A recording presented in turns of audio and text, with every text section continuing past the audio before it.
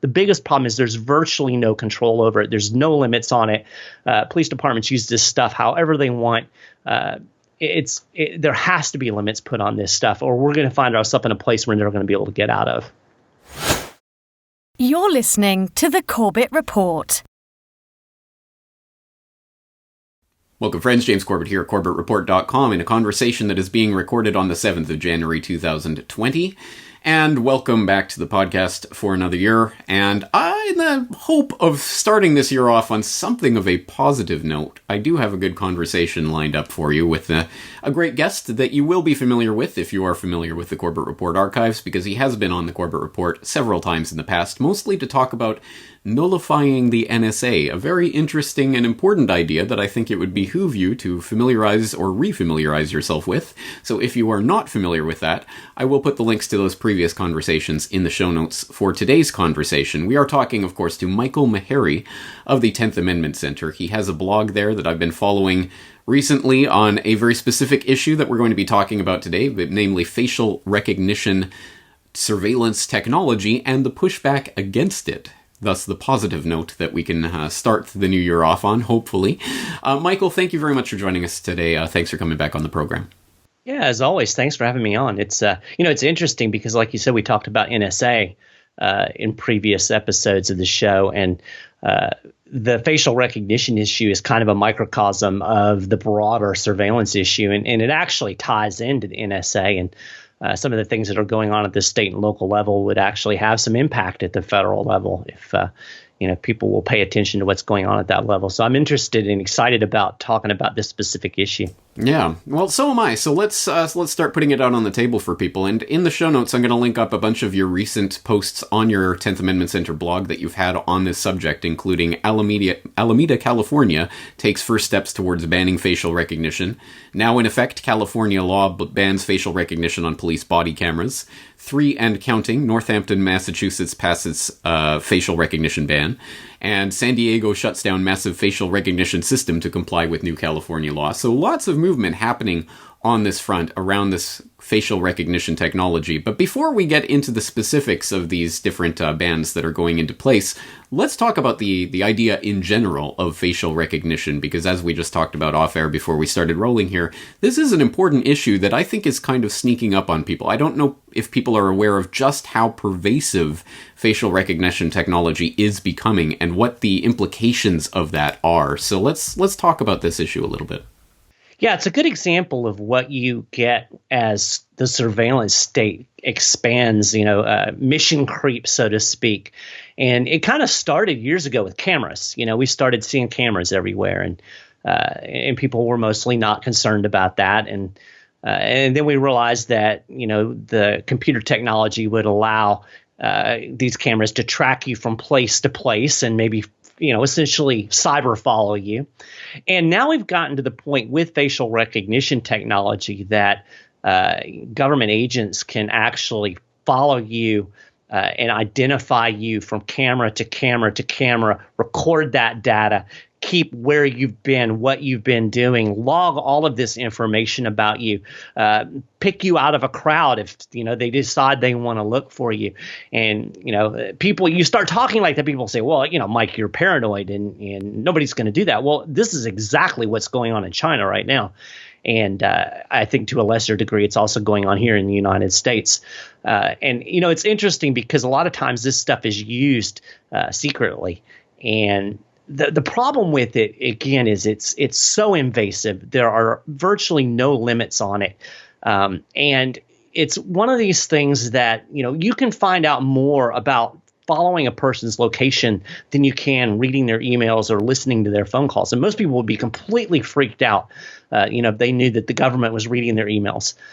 This is much more invasive, much more of a violation of your privacy. And it's something that's just expanding rapidly. And for people who don't really know the technology, I mean, a lot of us have it on our phones, right? You hold the phone and your phone recognizes your face. It essentially maps features on your face and allows a camera to identify you and pinpoint you at a given location at a given time.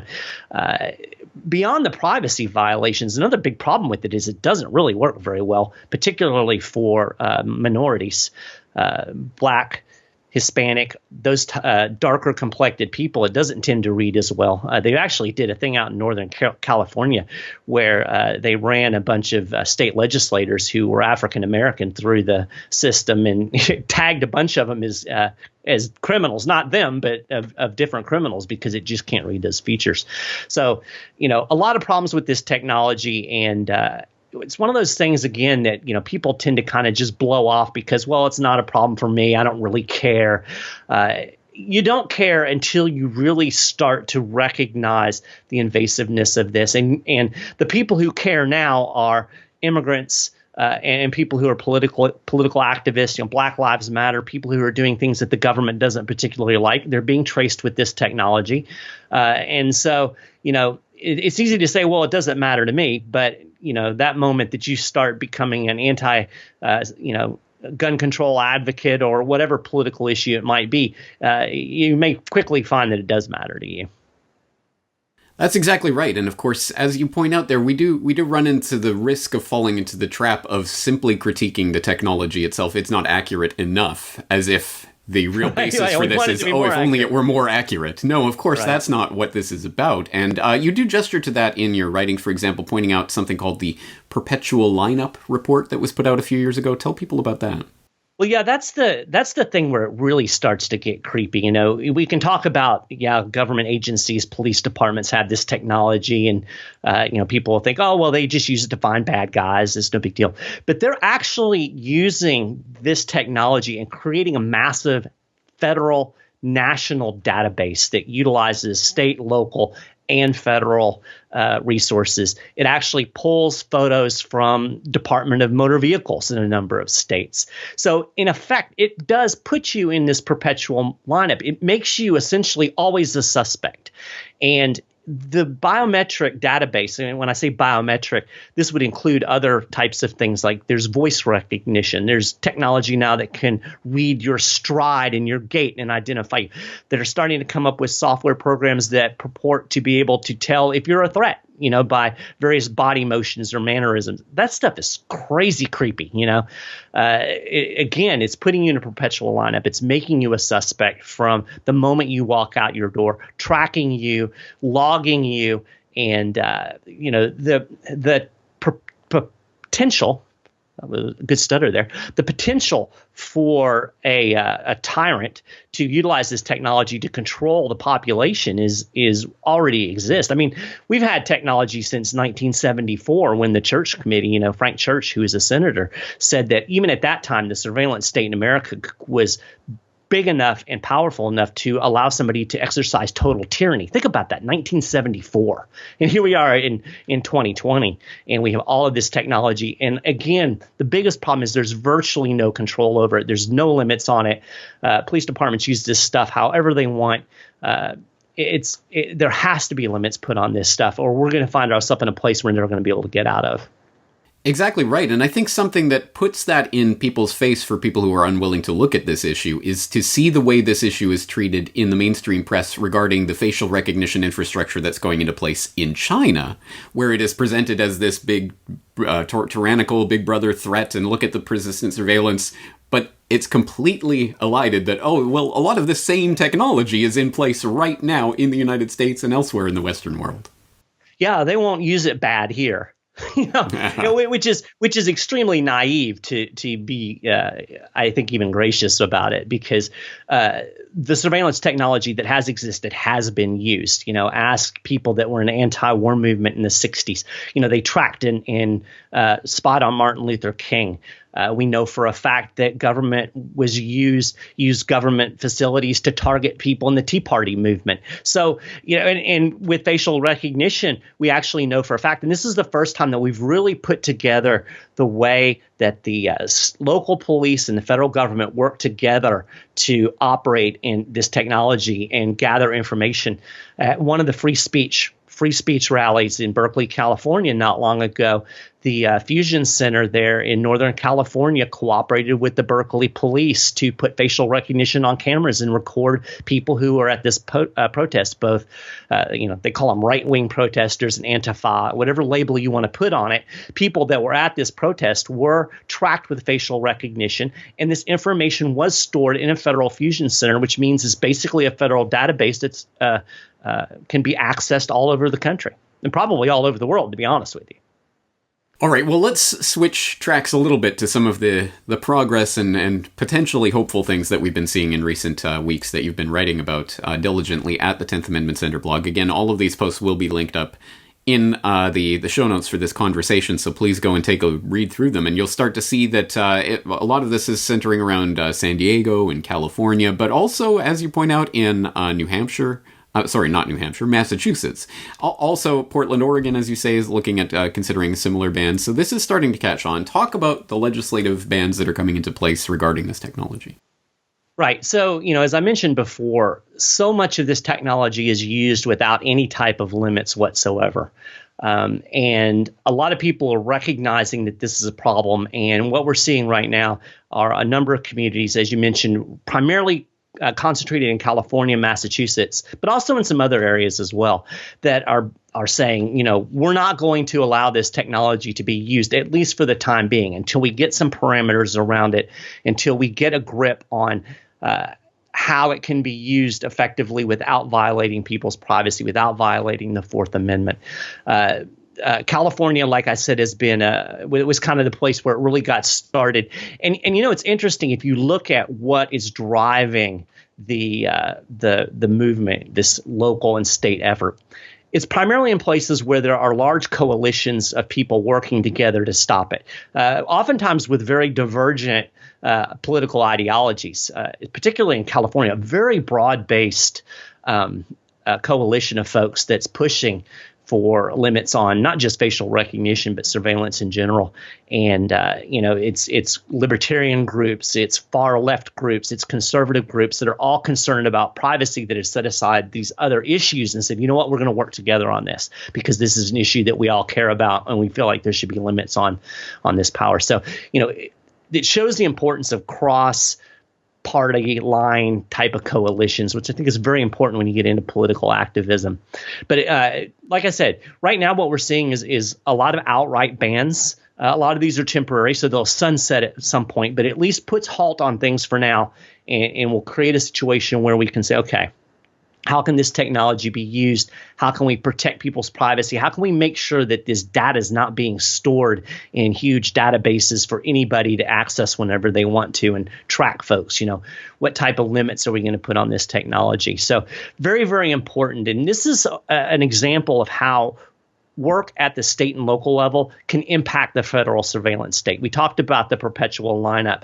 The FBI has, the plan is out there. They want to create a nationwide facial recognition database. They need state and local cooperation to do it. They don't have facial recognition cameras everywhere. They depend on the Berkeley police. They depend on, the police in Somerville, Massachusetts. So when they stop using facial recognition, when they start saving this data or stop saving this data, or collecting the data even, there's no data to save. So you can't put it in a massive database. So this actually impacts the federal surveillance state by taking action at your local level. It's a bottom-up approach to what has become a nationwide issue.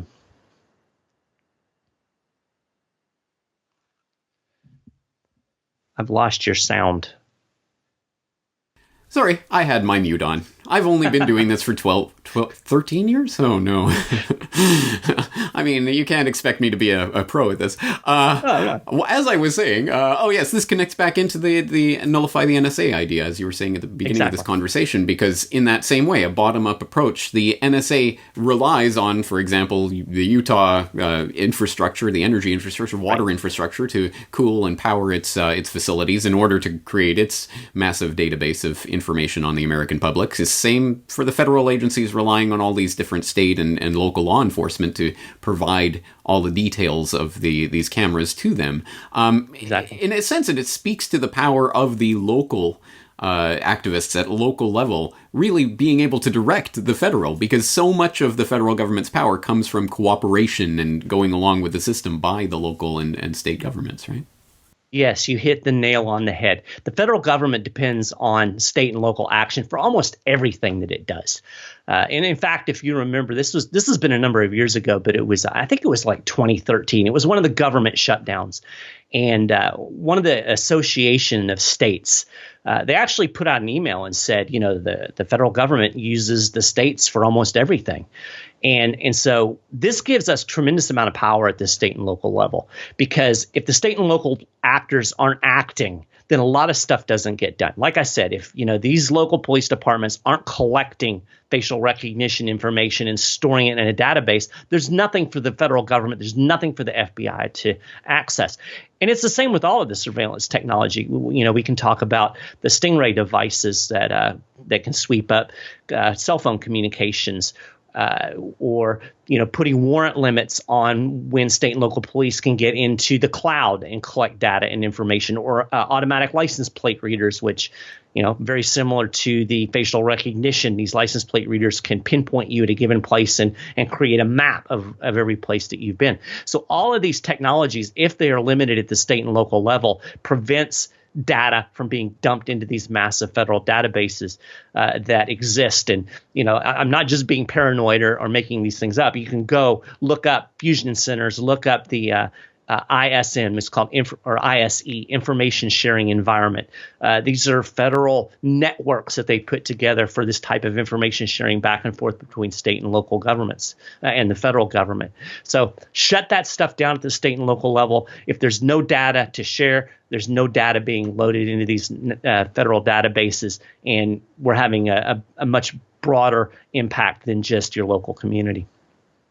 But now, to be clear, these different city ordinances and state bills are focused primarily on, or specifically on, the law enforcement use of facial recognition. Right. This doesn't really have to do with the broader context of the pervasiveness of this technology in its corporate context.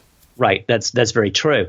And, I tell people all the time, and I understand people who are concerned about the corporate use of this type of technology. It doesn't concern me nearly as much if the government can't access it. I don't really care if Walmart uses my, well, it's not that I don't care, but I'm less concerned about Walmart using my data to sell me junk than I am the federal government using data to track me and, potentially mark me as some kind of terrorist and, lock me in a cage at some place down the line.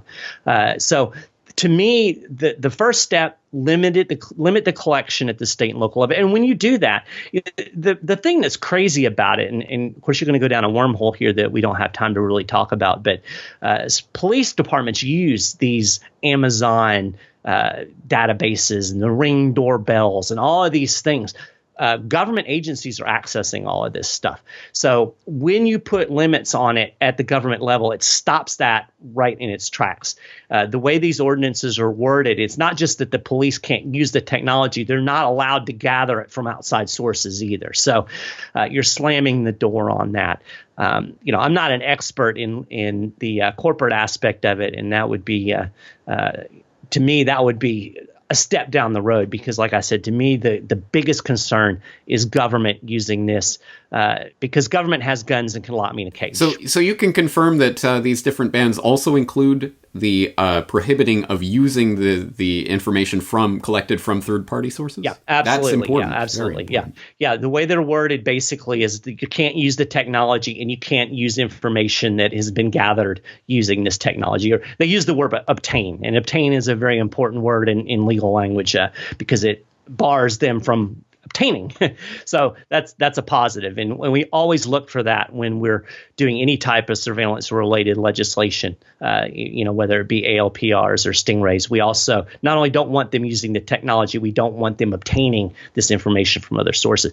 And, from that back and forth between state and local and federal government, if you have obtained in the verbiage, they also can't obtain facial recognition information from the FBI or, these other organizations at the federal level who may be gathering it and passing it that way. So, basically builds a wall of separation, as Thomas Jefferson would have said. A very important wall, because that is an important tactic that I think the various law enforcement agencies have thought about, is using third-party collection as sort of a proxy so that they don't have to do the dirty work themselves. But if they are... Right, well, it's cheaper. Exactly. I mean, it's cheaper, but it also helps to line the pockets of their corporate cronies and other things. So, in fact, that is a very important wall. I, of course, am a realist, so I know that this is going to be flagrantly ignored at various levels, but when it inevitably comes out, oh my God, they were actually doing this anyway, at least there will be criminal prosecutions that can result from that. Right. And that exactly, that's exactly what happened in Berkeley. They had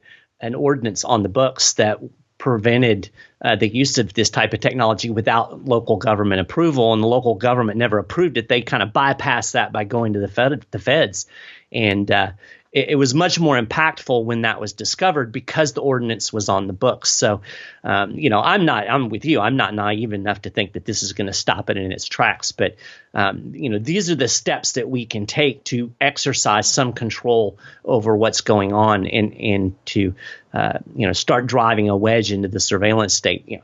It's easy to become very hopeless about it because it is so pervasive. And so many people will say, well, if you got nothing to hide, you got nothing to fear, which is absolute garbage. I hate when people say that. Well, just give me your bank account details. If you have nothing to hide, you have nothing to fear. Well, I've told people this, and I was actually involved in some local activism where I lived before in Lexington, Kentucky. I ended up getting sued by the local government because they don't want to reveal secret cameras that they have or any information about these cameras. But when I would do radio appearances, and I would inevitably get that pushback, if you have nothing to hide. And every single time I challenged people to download the browsing history. I told them how to do it. Download your browsing history. Don't edit it. Send it to me. I'll put your name on it and publish it on my website. And to date, I have never gotten anybody's browsing history. I don't know why. I mean, if you have nothing to hide, right? Huh. Yeah, who knows? I always emphasize that you can't delete the porno. Yeah, you have to leave the porno on there. But everybody actually values privacy, and people say these flippant things, but they don't really mean it. I mean, that's why we have curtains on our windows. That's why we put locks on our doors. It's why we don't let people into our email. We all value privacy. It's really, to me, part of what it means to be an autonomous human being, that we have certain things that we have control over that are off limits to the outside world. And government has to have a very damn good reason to breach that natural right. Of course, they do it all the time, and that's what we're trying to stop. Well, then, just to add one more wormhole to this conversation before we draw things to a conclusion, I will point to the fact that I don't think people realize how integrated all of this facial recognition structure is becoming, and we get a sense of this from an article that was just posted on TechDirt a couple of weeks ago. San Francisco amends facial recognition ban after realizing city employees could no longer use smartphones. And it goes on to say that essentially the ban on facial recognition made so that city employees weren't able to access their own city or state-issued phones because they were using the Face ID, and that was integrated into the apps that they had to use for whatever jobs they were doing. So literally they had to amend their own ban so that people could use their own phones. Just going to show how pervasive this already is. It's already becoming difficult to separate ourselves from this infrastructure. Kudos to San Francisco for actually amending the ban instead of just saying, we're going to ignore it. I mean, if this was the federal government, they'd just say, we didn't really mean that, so we're just not going to do that part of it. But no, you're absolutely right. I mean, it is such a huge aspect of the world around us. And, we did some reporting, it's been a while back, and I don't remember all of the specific details, but, Detroit a number of years ago set up this whole camera system. They have these little green lights on them so you can see where the cameras are. And it was touted as this crime prevention program. And, most people were for it because, as everybody knows, Detroit was a cesspool of crime and has had all kinds of problems. So people felt like, this is protecting us. This is, for our safety. And then all of a sudden, it comes to pass that, oh my gosh, they're using facial recognition with this and they're tracking people with this. And then all of a sudden people started to get a little bit creeped out about it. And now there's a real strong pushback, particularly in minority communities, because unfortunately minorities are often the folks that get targeted with this stuff. And I always tell people, though, it's only a matter of time before you're a minority. And, I've mentioned before,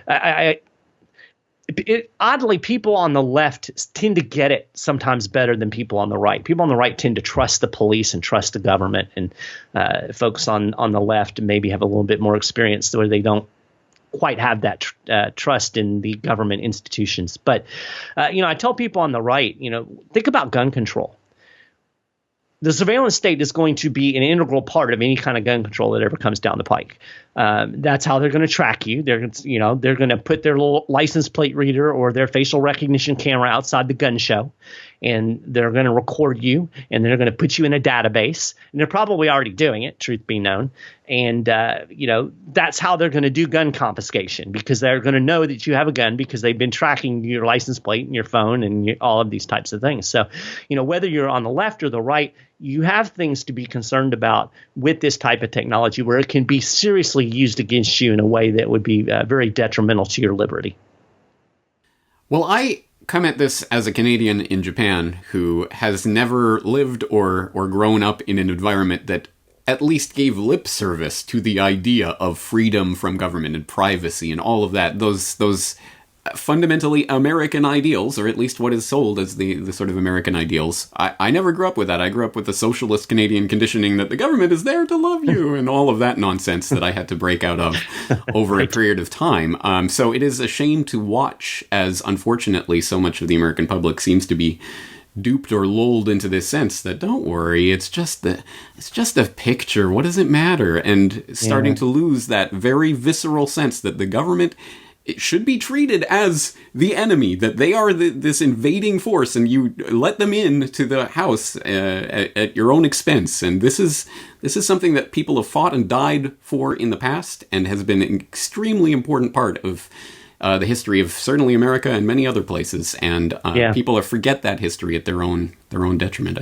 Yeah, what's really frustrating in the United States is the left-right paradigm, the Republican-Democrat paradigm, and both sides of the spectrum tend to trust their guy when they're in power. So, when Obama was in office, we had a lot of really strong support for anti-surveillance initiatives from the right because Obama was in charge and Obama's going to come for my guns and Obama's going to do these horrible things. We've got to limit his power. Well, now that Trump's in office, those same people are like, all right, ratchet up the state because we got to get these bad guys and we trust Trump. Trump's going to do the right thing by us.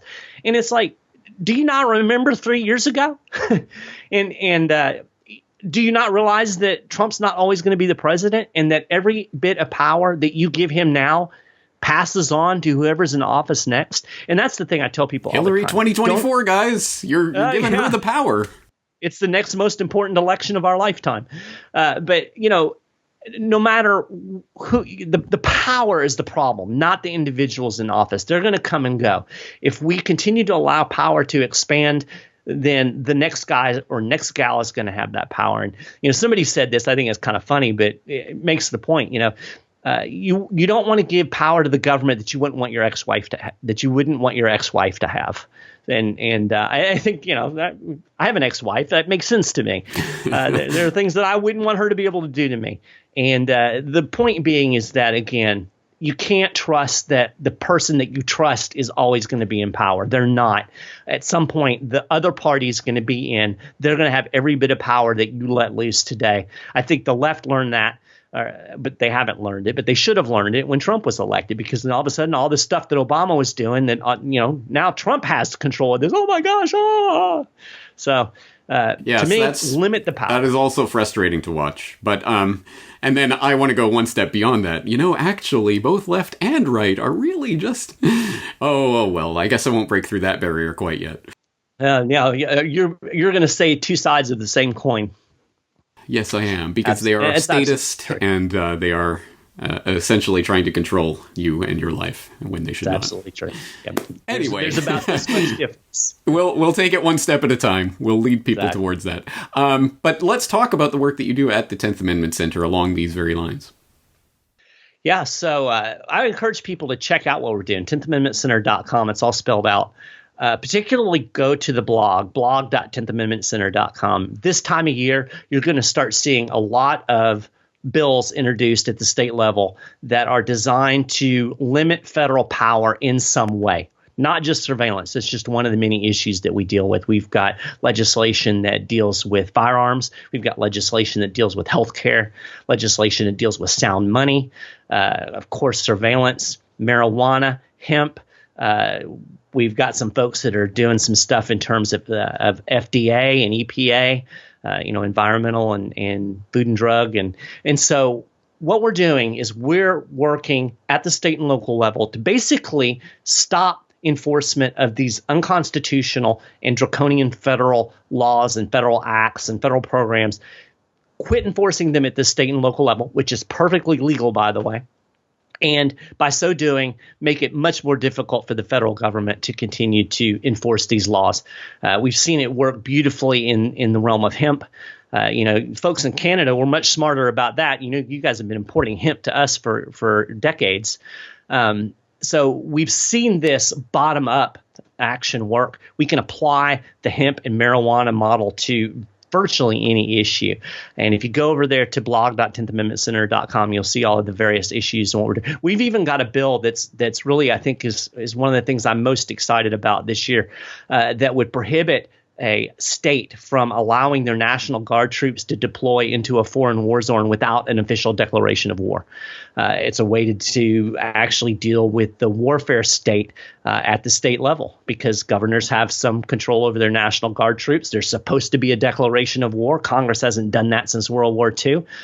This seems rather poignant given the current geopolitical issues that are going on over in Iraq right now. So exactly right. And I know you were recently on the Foreign Policy Focus podcast with Kyle Anzalone discussing this, so I'll include that link in the show notes for people as well.